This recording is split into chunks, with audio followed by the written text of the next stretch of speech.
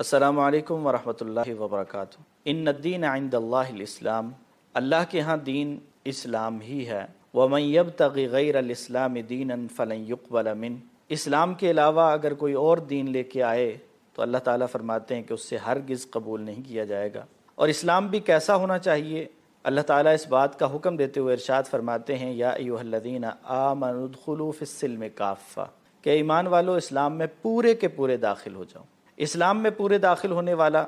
جب اللہ رب العالمین کی بارگاہ میں جائے گا تو یقیناً وہ کامیاب انسان ہوگا۔ اب اسلام نے اپنے ماننے والوں کی ہر جگہ رہنمائی فرمائی ہے، انہیں ہر سہولت عطا فرمائی ہے، انہیں کسی کا محتاج نہیں چھوڑا۔ جب یہ دین اللہ کی طرف سے ہے، جب یہ شریعت اللہ کی طرف سے ہے، تو اللہ تعالیٰ نے انسان کی دنیاوی اور دینی ضرورت کا اہتمام کیا اور ہر چیز اس کو مہیا کیا، یہاں تک کہ انسان کو حساب و کتاب کے لیے، زندگی گزارنے کے لیے دنوں، ہفتوں، مہینوں اور سالوں کی ضرورت ہے تو اسلام نے وہ بھی متعین کر دیے۔ اور سال کے مہینوں کی تعداد کا تذکرہ کرتے ہوئے قرآن مجید میں اللہ تعالیٰ نے فرمایا کہ جب سے اللہ تعالیٰ نے زمین و آسمان کو پیدا فرمایا ہے اسی دن سے اللہ کے ہاں مہینوں کی تعداد 12 ہے۔ ذالک الدین القیم، فرمایا کہ یہی سیدھا دین ہے جس دین میں اللہ نے داخل ہونے کا حکم دیا ہے۔ اور پھر خاص طور پر اللہ تعالیٰ نے فرمایا منہا اربعۃ حرم، کہ 4 مہینے ان میں سے حرمت والے ہیں،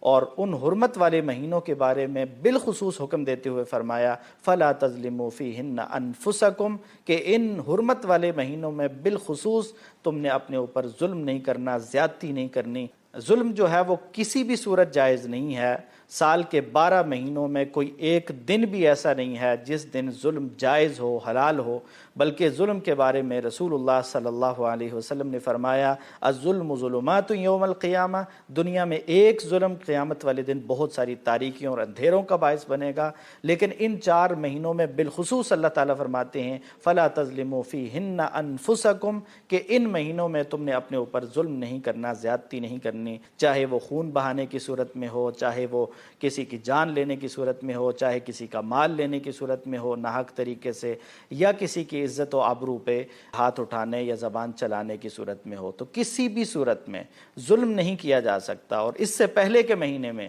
اللہ کے رسول صلی اللہ علیہ وسلم نے حجۃ الوداع کے موقع پر جو خطبہ دیا تھا، اس خطبے میں بھی اللہ کے رسول صلی اللہ علیہ وسلم نے یہی فرمایا تھا کہ تمہارا خون، تمہارا مال، تمہاری عزتیں ایک دوسرے کے لیے ایسے حرام ہیں کحرمت یومکم ھذا فی بلدکم ھذا فی شہرکم ھذا، جیسے ذوالحجہ کا مہینہ حرمت والا ہے، جیسے مکہ کا شہر حرمت والا ہے، جیسے عرفہ کا دن حرمت والا ہے، اس طرح تمہارا خون، تمہارا مال، تمہاری عزت ایک دوسرے کے لیے حرام ہے۔ تو اس مہینے میں بھی خاص طور پر جو محرم کا مہینہ، اس مہینے میں بھی اللہ تعالیٰ نے ظلم کو جو ہے وہ خاص طور پر حرام قرار دیا، کیونکہ یہ بھی حرمت والے مہینوں میں سے ہے۔ لیکن افسوس کی بات یہ ہے کہ مسلمانوں کو عیسوی تاریخ تو یاد رہتی ہے، یہ تو ہم حساب و کتاب لگا کے رکھتے ہیں کہ جنوری کا مہینہ ہے، فروری کا مہینہ ہے، مارچ کا مہینہ ہے، فلاں ہے، لیکن یہ ہمیں یاد نہیں رہتا کہ اسلامی سال کا آغاز کب ہوتا ہے، اسلامی سال کا اختتام کب ہوتا ہے، اسلامی سالوں کے مہینے کون سے ہیں،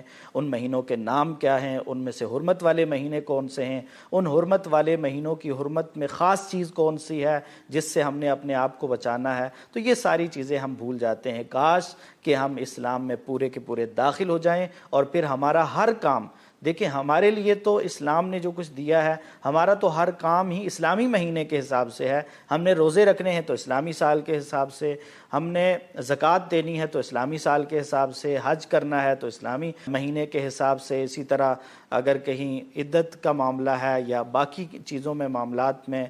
دنوں کا حساب ہے، مہینوں کا حساب ہے، تو وہ سارے اسلامی سال کے حساب سے ہیں، لیکن ہمیں ان کا پتہ بھی نہیں ہوتا اور ہم ان کو جاننا بھی نہیں چاہتے، اور شاید ہم تجاہل عارفانہ سے کام لے رہے ہوتے ہیں۔ جیسے دوسرے کا مال ہم سے محفوظ ہونا چاہیے، اس کا خون اور اس کی جان ہم سے محفوظ ہونی چاہیے، اسی طرح دوسروں کی عزت بھی ہم سے محفوظ ہونی چاہیے۔ اگر ہم دوسروں کی عزت کا دفاع نہیں کرتے اور دوسروں کی عزت ہم سے محفوظ نہیں ہے تو اس کا مطلب ہے کہ ہم حرمت والے مہینے کا خیال نہیں رکھ رہے۔ تو ضروری ہے ہمارے لیے کہ ہم اس حرمت والے مہینے کو پہچانیں۔ محرم الحرام کا مہینہ یہ حرمت والے مہینوں میں سے ہے اور یہ اسلامی سال کا پہلا مہینہ ہے۔ اس مہینے کا احترام، اس کی قدر اور اس کی حرمت کا خیال رکھنا ہر مسلمان کی ذمہ داری ہے۔ اللہ رب العالمین ہمیں اس حرمت والے مہینے کو اور تمام ہی مہینوں کو جو اللہ رب العالمین کے ہیں اپنے دین میں گزارنے کی توفیق عطا فرمائے۔ وآخر دعوانا ان الحمد للہ رب العالمین۔